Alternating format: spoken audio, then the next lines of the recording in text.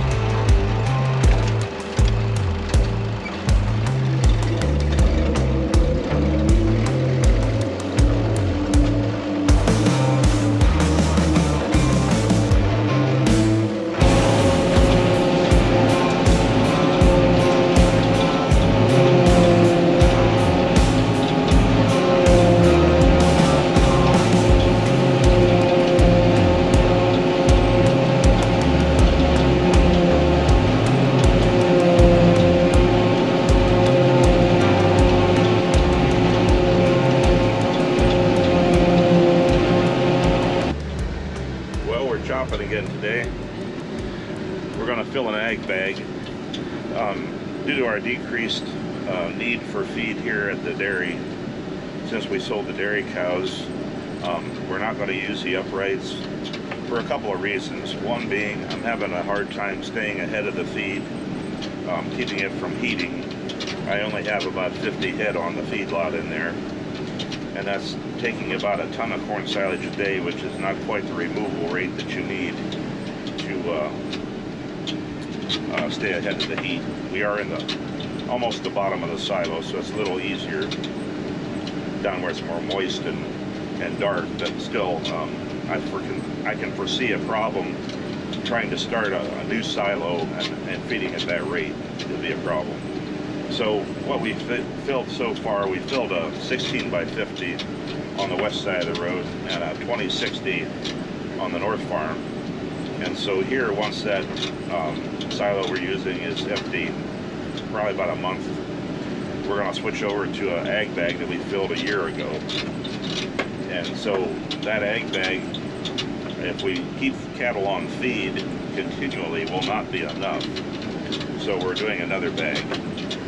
I don't know what the cattle market's going to do. The cattle we're feeding now are cattle that my wife raised from calves, but the calf price has been out of this world,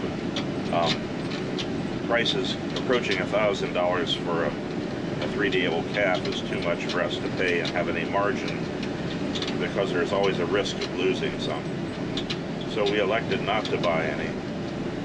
Actually, currently, she is custom feeding some calves for another fellow.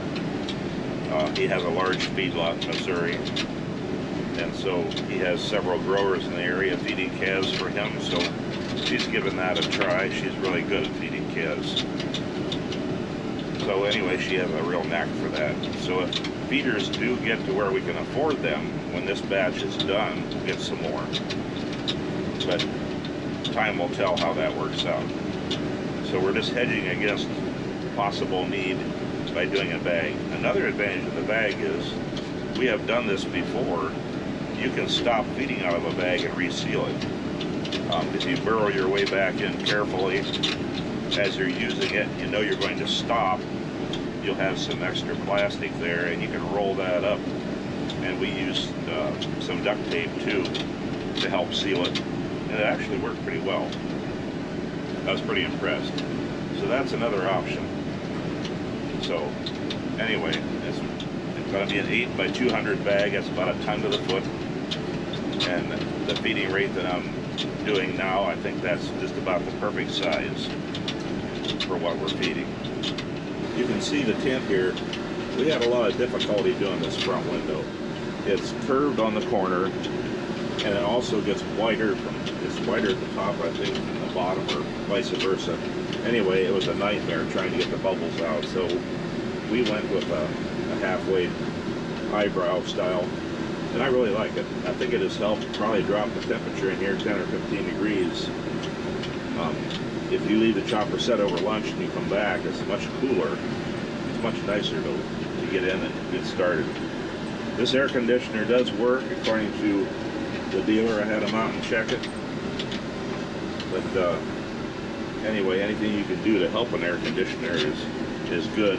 Ben's currently working on the combine. Saturday he did part of it.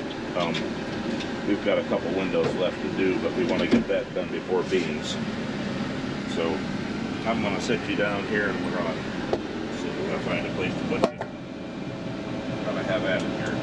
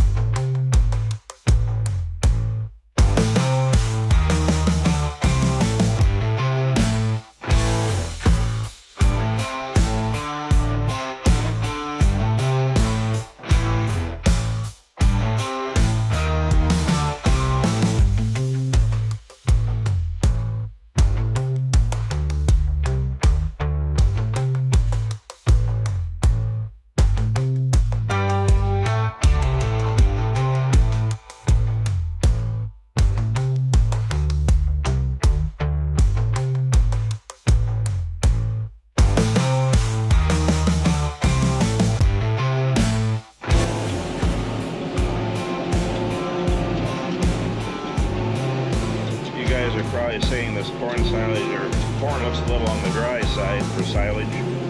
It still has adequate moisture. Our experience in uprights over the years, we wanted it a little bit drier to prevent the juicing that occurs with the extreme pressure from vertical storage like that.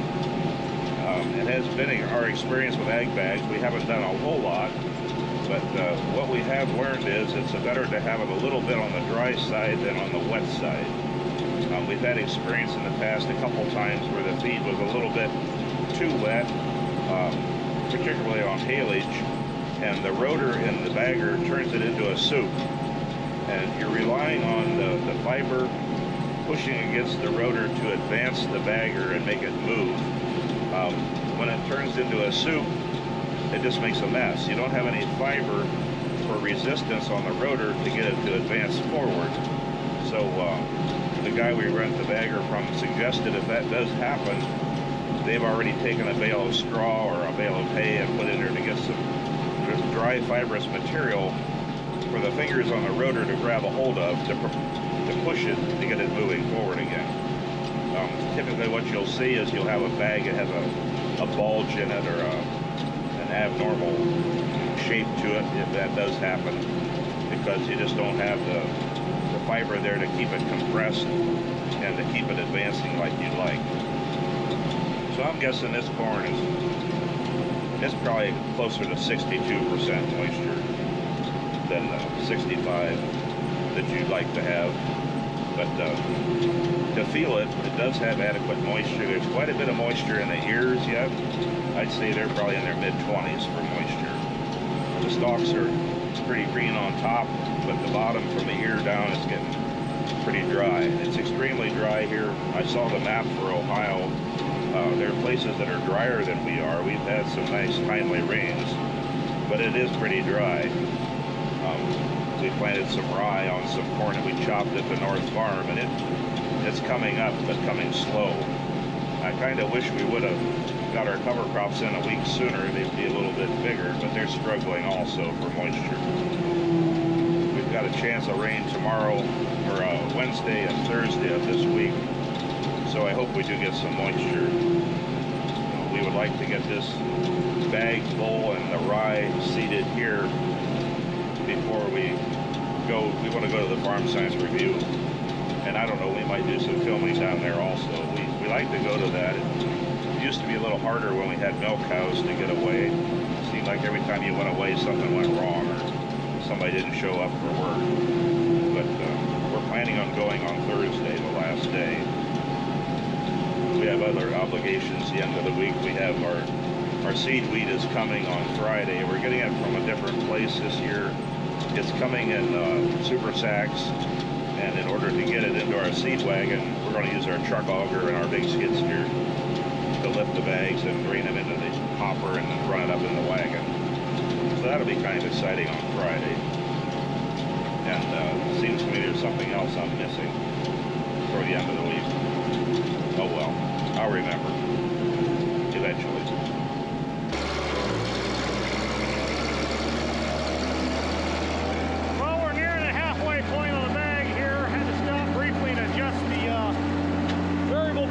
System on both of these wagons. The one was kicking out on me.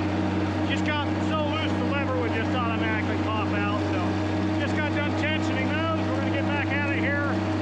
Took a whole off in 2 minutes if that. Guess I figured I'd tell you about it. Anywho, get back to unload.